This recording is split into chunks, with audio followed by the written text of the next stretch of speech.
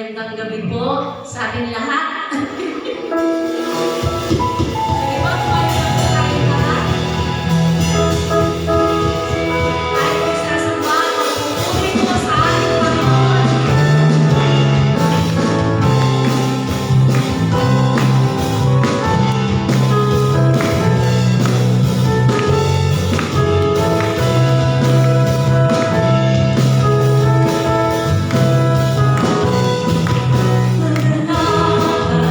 Sa puso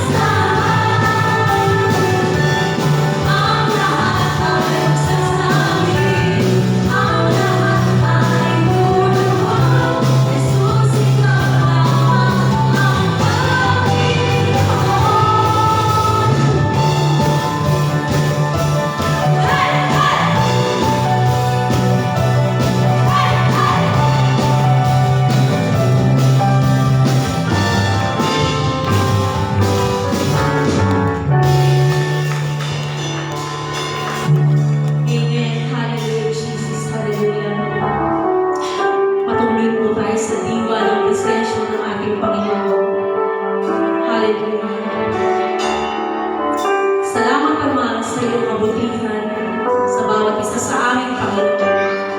Sa katagumpayan, sa panibagong kalakasan, Panginoon, yung binibigay niyo po sa amin, O God. Hallelujah. Hallelujah, Jesus.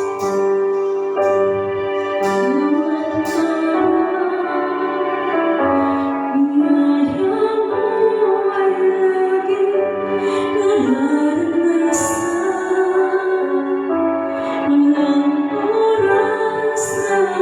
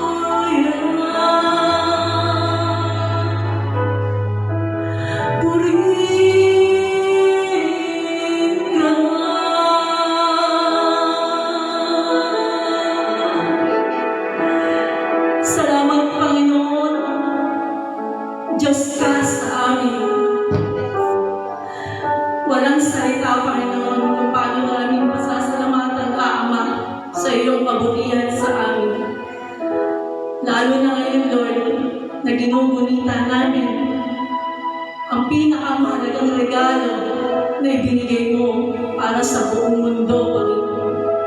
Salamat dahil Ikaw ang nagtunay na nagmamahal sa amin, Panginoon. Hindi mo kami iniiwan, hindi mo kami pinababayaan, hindi mo kami pinagkukulang. Ikaw ang nagbibigay ng panibagong kalakasan sa amin sa araw-araw, Panginoon. Kaya Lord, maraming salamat sa regalo na ibinigay niyo po sa bawat isa sa amin, Panginoon. Hindi kami, Lord, na magsasawa, Ama, na sambahin ka, purihin ka, pasalamatan ka, taas ka sa aming mga buhay, Panginoon. Maraming salamat sa iyo, Ama. Salamat sa iyong presensya, Banal na Espiritu, na patuloy mong ipinadarama sa amin, na ipinararanas sa amin, Panginoon. Salamat po, Ama, sa ito yung pinakamataas na papuri, pasasalamat at pagsamba sa tanging pangalan lamang po ng iyong anak na si Jesus. Kami natin magsabi niya. Amen. Amen.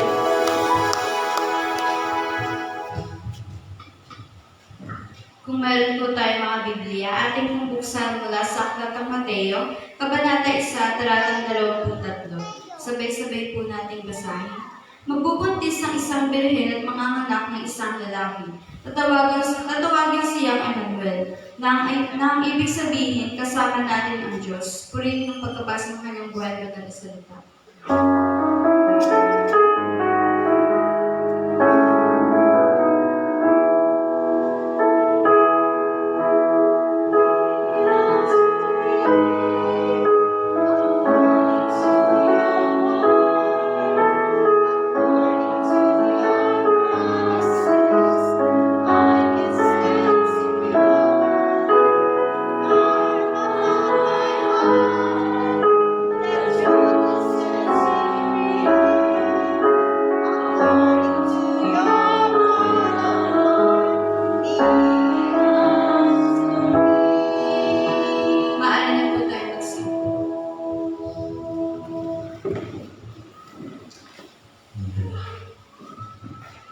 Hello po, praise the Lord. Lahat po kayo na-bless sa ating awitan. Kung na-bless po tayo, palakpakan po natin ang ating Panginoon ngayon. Magandang gabi po sa ating lahat. At gaya po nabasa po natin kanina, mula po sa Aklat ng Mateo 1, verse 23. Sa ibang salin po, sabi po rito ay, narito, ang isang dalaga ay maglilihi at manganganak ng isang lalaki. At ang pangalang itatawag sa kanya ay Emmanuel. Na ang ibig sabihin ay kasama natin ang Diyos. Amen? So, salamat po mga kapatid dahil sa kahit po pagod tayo, pagod ang katawan, alam ko po, pagod po tayo eh. Kahit galing po ang iba sa trabaho, kahit po galing yung iba sa eskwelahan o sa bahay lang, so, nandito pa rin tayo ngayong gabi. Umatid pa rin tayo ng simbang gabi. No? Praise the Lord. Tuwing simbang gabi nga po ay madalas po natin nakikita. No? Sabi, parang sanay na po tayo sa ganitong sitwasyon. Diba? Sa ganitong eksena. Na every December, ganyan, sanay tayo nakakita tayo ng mga ilaw. Diba? Nakakita tayo ng mga ilaw, yung mga awitan, yung mga kwento po ng kapanganakan po ng ating Panginoong Jesus. Diba? Tuwing December, dahil nalalapit na yung Pasko.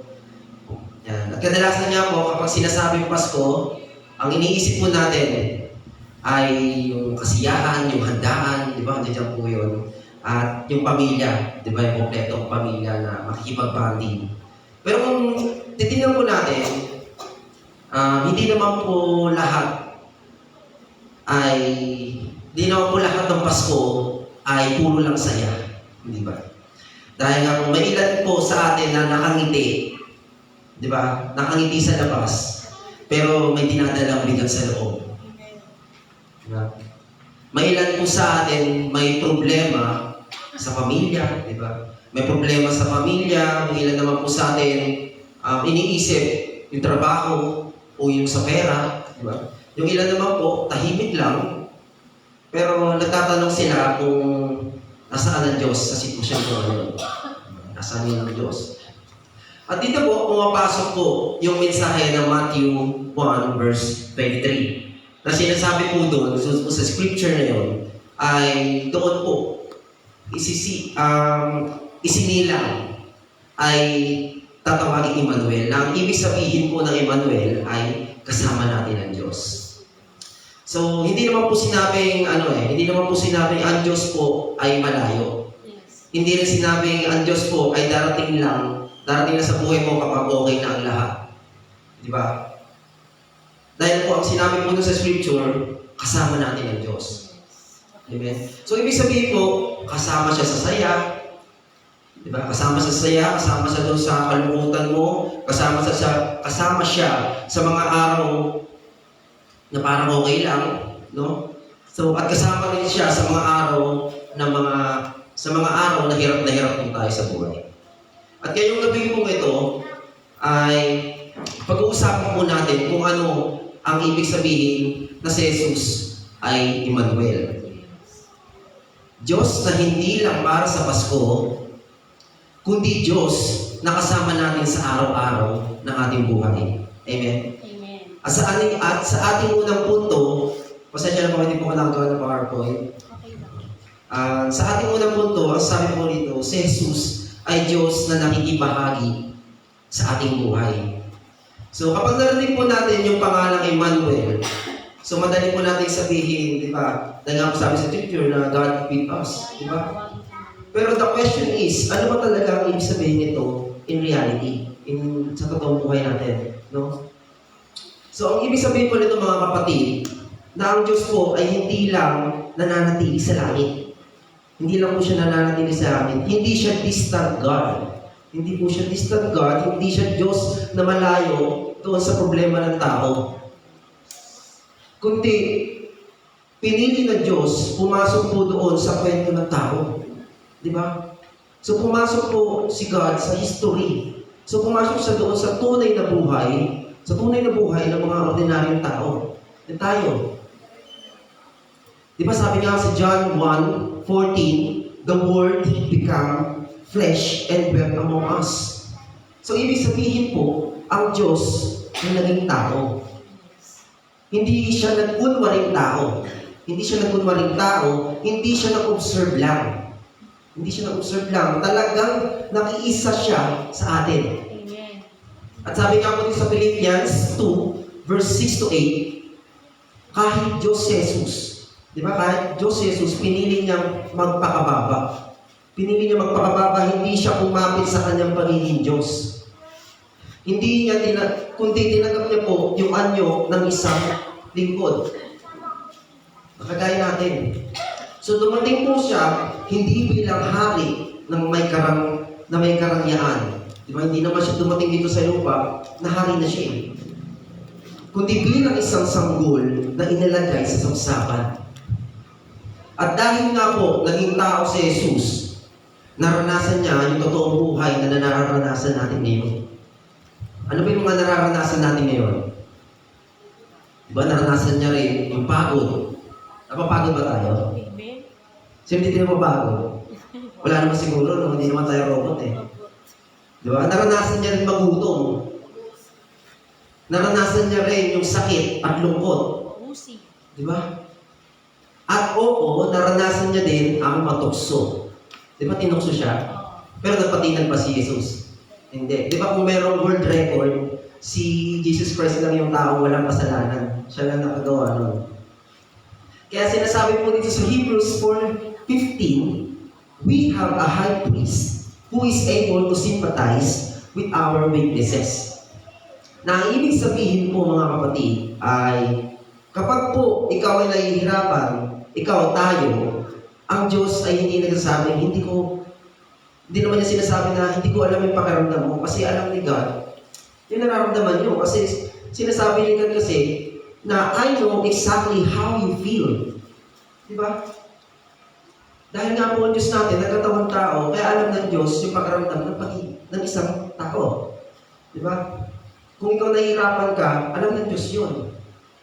So ito po ang mensahe ngayong Pasko. Ngayong gabi, na ang Diyos po ay hindi distant. Ang Diyos po ay personal. Tandaan po natin yun. isang Diyos po na nakikibahagi ng ating buhay. No, mula po doon sa mga pinakasimpleng araw hanggang doon po sa pinagdadaanan natin. Doon po sa mga pinakamabibigat na pinagdadaanan natin. Please. Sa ating pangalawang punto, ang sabi po dito, ang presensya po ng Diyos ay nagbibigay ng kapanatagan at lakas. Naniniwala po ba tayo doon? Na yung presence ni God ay nagbibigay ng kapanatagan at lakas sa atin. Diba? Pag-usapan po natin kung paano po talaga ang presence ni God ay nabibigay ng kapanatagan sa atin at lakas. Alam niyo po kung babalikan po natin yung story po ni Jose. No, yung kwento po doon sa Bible, yung kwento po nila Jose at yung ni Maria, di ba? So makikita po natin doon na kahit yung mga taong pinipili ng ating Panginoon ay hindi sila exempted sa mga takot o problema na kinakarap nila, di ba? So halimbawa po dito si Jose. Di ba si Jose po, na alam po natin na isa siyang lalaki po siya na-engage kay Maria. So nung nalaman niya po na si Maria ay buntis at siya po yung parang aako doon, kumbaga siya yung mananagot, ay kumbaga parang siya nahulog sa lupa no? Nung nalaman niya, imagine mo, parang lahat ng plano sa buhay niya, biglang nagbago. Diba? Di mo alam na ikaw pala tinawag ng Panginoon para doon. Diba? Si Maria naman, kung isipin natin, si Maria, diba, sobrang lungkot. At sigurado na-confuse rin si Maria that time, diba? Nung nabuntis siya, sa hindi niya inaasahan. Diba si Maria, hindi niya inaasahan na nabuntis siya. At may dala-dala siyang responsibility at pangamba. So, hindi po madali para sa kanilang dalawa. Pero po, sa kabila po ng lahat ng iyon, ay nandiyan ang Diyos. Nandiyan ang Diyos. At may tulad po natin ito mga kapatid sa ating buhay, na halos same lang din. May mga pagkakataon po tayo na natatakot tayo sa mga bagay na nasa paligid natin. Diba? Yung mga problema sa pamilya, stress ka sa trabaho, sa pag-aaral mo, stress ka sa mga bagay na nakapalibot sa'yo, di ba? Health issues. Kung may problema ka dinadaan sa kalusugan mo, o kahit sa mga simpleng pang-araw-araw po na mga bagay, di ba? So, parang pakiramdam mo, sobrang bigat sa pakiramdam mo. Pero ang sabi nga sa pangako ng ating Panginoon sa Isaiah 41:10, sabi nga po dito is, huwag kang matakot sapagkat ako'y kasama mo, huwag kang manglupaypay sapagkat ako'y iyong Diyos. Di ba? Napakaganda ng mensahe ng ating Panginoon. Hindi natin kailangan matakot. Sabi niya rito huwag kang matakot sapagkat ako'y kasama mo. So hindi po tayo dapat matakot dahil kasama natin ang Diyos. Kaya hindi tayo dapat maglupaypay, di ba? At sabi nga po sa Psalms 46:1, di ba? Ang sabi dito, ang Diyos ang ating kanlungan at lakas. Handang saklawan tayo sa oras ng kagipitan. Ang Diyos pala ang kanlungan at lakas natin. So kapag pala may dinadaan tayo mga mahirap sa buhay, iiyak lang natin sa Diyos yan. Diba? Ipag-pray lang natin na masurvive tayo sa problema kinakaharap natin at tutulungan tayo ng Panginoon natin. At ang mensahe nga po, napakasimple lang pero napaka-powerful. Na ang presensya ng Diyos po ay nagbibigay ng peace at kapanatagan kahit po may problema ka sa buhay. So hindi naman po ibig sabihin na wala ka ng problema, hindi naman po ibig sabihin na wala kang problema. Ang ibig sabihin po ay kahit may problema ka, hindi ka nag-iisa. Hindi ka iniwan ng Diyos. Diba? Tandaan po natin mga kapatid, hindi laging inaalis ng Diyos ang problema sa buhay natin. Tandaan po natin yun. Hindi niya po inaalis. Hindi niya palagi sinasabi na kapag ikaw nahihirapan, okay, sige, aalisin ko na yung lahat ng paghihirap mo. Di ba? Hindi naman ganun Hindi naman ganun si God. Pero ang ginagawa niya, binibigyan niya po tayo ng lakas at tapang. Para po harapin po yung mga sitwasyon. Kumbaga pinapalakas po ni God yung puso natin para po kayanin natin yung mga challenges sa buhay natin. Amen? Di ba? At kung titignan po natin sa Joshua 1:9, ang sabi po dito, huwag kang matakot o maglubaypay, sapagkat ako ang Panginoon mong Diyos na sa iyo saan ka man paroroon. So, ibig sabihin po mga kapatid, ay hindi po nakadepende ang presence ni God sa kung gaano ka masaya o kalungkot sa buhay mo. Kahit po sa kahinaan natin, kahit po may tao tayong problema, faithful ang Diyos. Dahil nga po siya po ang Diyos na tapat po sa kanyang mga pangako. Amen? Hindi niya tayo iiwan. Di ba? So makikita po natin dito mga kapatid, ang presence ni God ay hindi conditional. Hindi po conditional ang presence ni God. Hindi po nakadepende yan po doon sa performance na, sa kalagayan natin o doon sa ating performance. Kundi, hindi naman sinabi ng Diyos na kapag malakas ka, sasaigo ko. Diba, hindi naman ganun eh. O kapag wala ka ng problema, nandito ako. Diba? Hindi naman natin yan yung mga dati natin ano. Kapag wala kang problema, nandiyan sila, diba? Pero kung may problema ka, diwali-walay na, bahala ka dyan. Hindi naman ganun si God eh. Kumbaga, nandiyan siya, may problema ka o wala, nandiyan siya.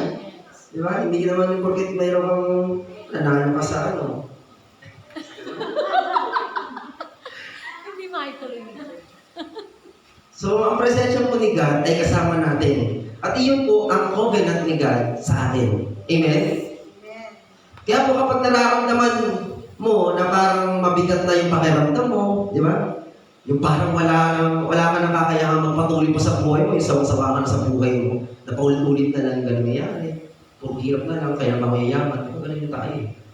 Di ba mayayaman? Natapon natin na kasama natin ng Diyos. Di ba? So hindi niya binabaliwala.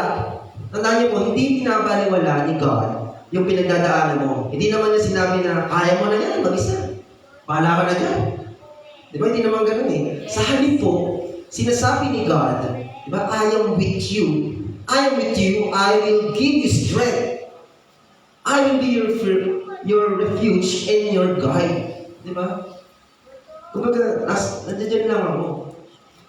Bibigyan kita ng lakas sa loob para harapin yung problema mo. At dito po natin makita mga kapatid kung gaano po kaganda ang pangakong binibigay sa atin ng Panginoon. No? Na ang presence po ni God ay nagbibigay ng inner strength. Yes. Inner strength at peace sa gitna ng chaos. At ito po, ang reason kung bakit po sa gitna po ng mga takot at pagsubok na kinakaharap natin sa buhay, ay pwede tayo huminga. Di ba? May problema tayo, iinom ka lang yan. Inhale, exhale. May problema ka. At magtiwala kang mayroong Diyos. Di ba? Na nananahan sa ating buhay. So yun po ang advantage natin mga Kristiyano sa hindi Kristiyano, di ba? Tayo mga Kristiyano, kahit hirap na hirap tayo, di ba? Meron tayong pinagdadaanan na parang mabigat. Na kung sa iba, titignan natin na kung sila makakaranas sa ganitong problema, ano yung magiging nila? Anong magiging solusyon nila? Inom. Inom dito, inom dyan. Ginabukasan, bigti. Nasa tindi. Diba? Yan yung ano natin. Joke lang. Then, yun nga po, tayo mga Kristyano, siyempre, dahil nga po meron tayong Diyos na kinikilala sa ating buhay. So, kahit may problema po tayong kinakaharap, di ba? Hindi tayo nawawalan po ng pag-asa. Di ba? May Diyos tayo makakapitan. So, mga kapatid, kapag po tayo mayroong mga kakilala tayo na nasa labas ng church, na gano'n, nakakaranas sa problema, hindi po dapat sinishare din natin sila ng mga Word of God, di ba? Sinishare din natin yung mga balita ng Diyos, di ba? Minsan, may time nga ako na nagtatanong yung mga tao, di ba? Sabi nga, may kwento nga sa akin na ikaw ang dami mong problema, pero hindi halata sa mukha mo, di ba? Parang ganda-ganda mo pa rin, hindi ka nakaka-guard. Di ba? May mga ganun eh. Parang kahit ang dami mong problema iniisip, kahit ang dami mong di ba? Pero, adyan yung ano mo eh. Yung ngiti mo eh. Pag nakikita ko, parang nawawala ka ng problema ko eh. Di ba yung nakakahawa? Di ba? Ano ba sikreto mo? Di ba? Pati natin ibigay sa kanila yung secret. Di ba? Dahil nga may Diyos tayo kinakapitan. So, hindi tayo nawawala ng pag-asa. Amen? At ngayon kung pangatlong punto, masabi ko rito, ang presensya ng Diyos ay patuloy kahit matapos ang Pasko. Amen? Pag-usapan po natin na yung presence ni God ay hindi lang po sa araw ng Pasko at hindi lang po natatapos sa Pasko. Minsan, iniisip natin na December, di ba, pag-aaraw na ng buwan na ng Disyembre, lang nandiyan ang Diyos. Di ba, sa sabsaban, makikita natin yan eh. Yung mga ilaw, yung mga kantahan, yung mga caroling, yung mga handaan, di ba, paramihan ng handaan ng December. Parang season na lang. Pero pagkatapos po ng Pasko, back to reality na ng buhay. Ganun ba? Di ba? Back to reality na sa trabaho, sa school, pamilya, di ba? Sa stress mo sa school, sa araw-araw, sa buhay mo, parang pagkakasya yung budget mo, yun na naman. At minsan, pakiramdam natin, parang wala na si God after ng Christmas. Pero hindi po ganun. Kasi sabi po doon po sa Matthew 28, si Jesus po nagsabi nito. Nagsabi sa Jesus, nasabi nga po din sa Matthew 28, verse 20, ako'y kasama ninyong palagi hanggang sa katapusan ng panahon. Napakaganda ng promise ni God sa atin na kasama namin pala ang Diyos palagi. So, hanggang katapusan daw po ng panahon. So, hindi lang po siya kasama natin sa araw ng Pasko doon sa sabsaban kung saan tuwing December ay inaalala yung kanyang kapanganakan. So, hindi lang po siya kasama sa Christmas celebration, kundi kasama po natin siya sa araw-araw. Sa simpleng routines lang po natin na ginagawa sa buhay natin sa araw-araw, di ba? Sa trabaho natin, sa pagpasok natin sa umaga, pag-uwi, sa school natin, di ba? At sa mga problema po na kinakarap natin sa pamilya, sa kalusugan natin, sa mga tagumpay at kabiguan natin sa buhay, at higit sa lahat, hindi na natin kailangan ng physical presence para maramdaman natin ang Diyos. Di ba? Di ba? Through the Holy Spirit, nananahan ng Diyos sa puso ng bawat naniniwala sa Kanya. Amen? Dahil sabi po dito sa John 14:16-17, ang sabi po dito mga kapatid ay siya'y mananatili sa inyo at sa inyo. So, ibig sabihin po, kahit wala na siya bilang sanggol sa sabsaban, palagi siyang kasama natin.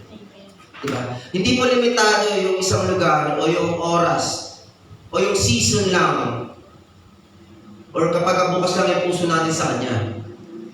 Dahil mararamdaman pa rin po natin yung presence ni God. So isipin po natin na kapag may mga problema po tayo, marami tayong task sa trabaho natin, sa schools, may stress tayo sa schools, sa sakit mo sa pamilya na problema natin, pwede nating maramdaman pa rin yung presence ni God. Dahil nga po hindi niya pinapaliwala yung mga pinagdadaanan natin sa buhay. Hindi naman niya sinabi na, di ba nga po kaya sinabi ko kanina, di ba sinasabi niya is, I am here. Di ba? I am here. I am with you. So, you are not alone. Di ba yun yung sinasabi ng Diyos sa atin? Di ba? Sabi nga po dito sa Hebrews 13:5, hindi kita iiwan, ipapabayaan man. Napakaganda, no? Hindi kita iiwan o pababayaan man. So kapag po ganun, lagi natin yun po yung napapalakas sa atin na lagi natin panghawakan sa ating mga buhay na hindi tayo iiwan ng Diyos. Kahit anong mangyari, magtitiwala ako sa Kanya. At ito po natin makikita na Emmanuel po ay nagpapatuloy sa pamamagitan ng Holy Spirit. Hindi lang po siya isang kwento po ng isang sanggol doon po sa sabsaban, kundi siya po ay God with us sa araw-araw po ng ating buhay. So nagbibigay po siya ng guidance, and strength, at peace sa bawat sitwasyon natin sa buhay. Amen? So kapag naiintindihan natin ito, yung mga bagay na to sa ating buhay, yung mga aral na nasa Biblia, di ba? Mas natural na tayo mamuhay na kasama siya. Di ba? Sa araw-araw natin, sa daily routines natin, parang oras-oras, lagi natin nasa isip, nakasama natin ang Diyos. Di ba? Hindi lang sa Pasko, hindi lang sa araw, hindi lang tuwing simpang gabi, kundi po sa bawat araw ng ating buhay, hindi lang tuwing linggo, hindi lang tuwing prayer meeting, hindi lang tuwing midweek service. Kahit po sa mga ordinaryong araw, di ba? Kahit po may problema ka, joy, man, di ba? Kasama natin ang Diyos. Tandaan po natin na Emmanuel means God with us. Palagi. Hindi lang tuwing Pasko. At sa ating conclusion, sabi ko dito is hindi tayo nag-iisa, kasama natin ang Diyos sa bawat hakbang. Sa mga kapatid ngayong gabing ito ay ano nga ba talaga ang mensahe natin mula sa kwento ni Jesus bilang Emmanuel? First po, si Jesus po ay Emmanuel na ang meaning daw po ay God with us. Yan. So hindi siya Diyos na laging nasa langit lang. Di ba? Malayo sa pinagdadaanan natin. Hindi rin siya yung Diyos na nandyan lang tuwing Pasko, kaya na sinabi ko na tuwing may occasion na lang kasi kasama natin sa buhay natin sa araw-araw. Tandaan po natin, sa buhay po natin, may highs and lows. So may mga moments po tayo na may mga moments ng joy at may moments din tayo ng sadness. May times din po na nananalo tayo at may times din po na nadadapa po tayo. Pero kahit ano man po yung pinagdadaanan natin ngayon, yung pinagdadaanan natin, nandiyan pa rin po ang Diyos. Hindi siya nagbabago at hindi siya yung Diyos na iniwan tayo. Diba sabi nga po sa Romans 8:38-39, walang makakapaghiwalay sa atin sa pag-ibig ng Diyos. Ni kamatayan, ni buhay, ni anghel, ni powers, presence, future, height, depths, ni anumang nilalang. Di ba? Walang makakapaghiwalay sa atin dun sa Diyos. Lalo na kung ikaw ay Kristiyanong naniniwala at nagtitiwala sa Kanya. Ibig sabihin po kahit po sa mga pinakamasakit o pinakamahirap po ng sitwasyon sa ating buhay, kahit tapos na po ang Pasko ay hindi po tayo nag-iisa. Lagi natin tandaan na kasama natin ang Diyos. Kaya ngayong gabi, ang challenge mo sa atin ng mensahe nito ay buksan po natin ang ating mga puso. Buksan natin ang puso natin sa Emmanuel. God with us. Hayaan gabayan niya tayo. Bigyan niya tayo ng peace and strength. At samahan po sa bawat araw ng ating buhay. So kapag po ginawa na po natin yun, so magiging natural na lang po lahat. Kaya sinabi ko kanina, di ba? Na lagi natin inaalala na kasama natin ang Diyos sa anong ginagawa natin. Na dapat mo makita po sa atin si Kristo sa buhay natin. Amen.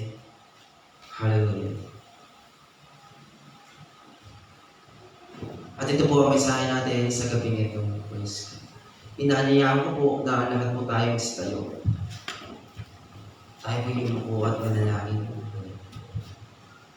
Praise God.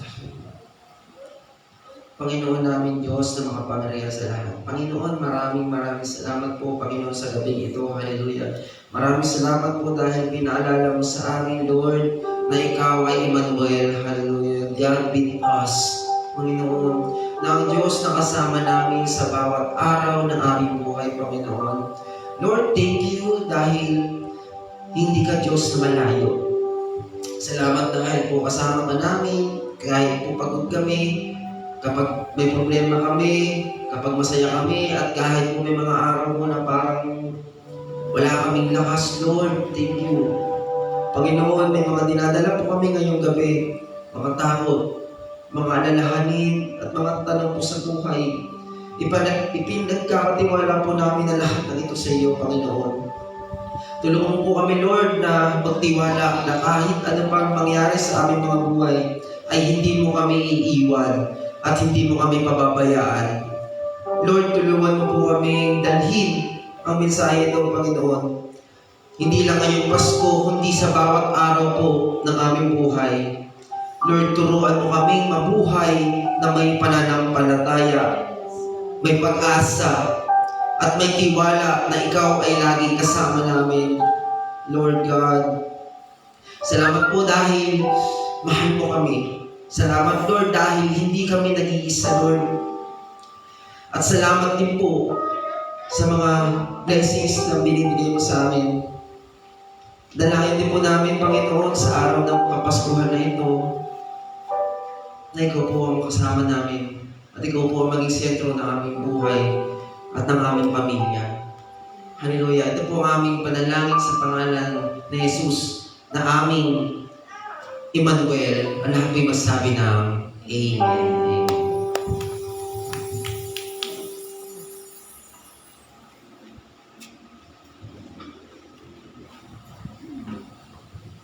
Kung meron po kayong Biblia, bukas po kayo sa akin sa aklat ng Lumas, Kabanata 12. Sabi po dito, magbigay kayo at ito ay ibibigay sa inyo. Mabuting sukat, siksik, at nigilig at umaapaw sapagkat ang panukat na inyong pinangsukat ay siya rin panukat na gagawin sa inyo. Hallelujah. Aming Diyos na mapagmahal, maraming salamat po sa buhay, sa lakas, at sa biyayang patuloy ninyong ipinagkakaloob. Ang mga handog na ito ay naalingan, hindi lamang mula sa aming mga kamay, kundi mula sa pusong nagpapasalamat at nagtitiwala sa inyo. Pagpalain po ninyo ang mga handog na ito at ang bawat nagbibigay. Naalala rin po namin ang mga aming mga kapatid na hindi makakapagbigay. Pagpalain niyo po sila, tugunan ang kanilang mga pangangailangan at ang kanilang kanang buhay. Ipadama po ninyo sa kanila ang halaga ay hindi nasusukat sa kanilang naihahandog. Naway magamit ang mga handog na ito sa gawain ng iyong simbahan. Turuan po ninyo ang kanilang maging tapat at masayang magbigay sa araw-araw. Ito po ang aming panalangin sa pangalan ng anak na si Jesus. Amen. Praise God. Tayo po yung sa ating gawain. Patuloy po tayo sasamba sa Panginoon. Praise, praise.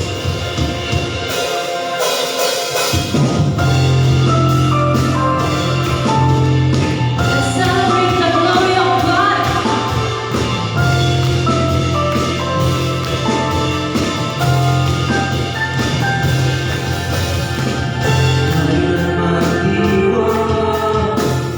Umawit mo sa libutan, mga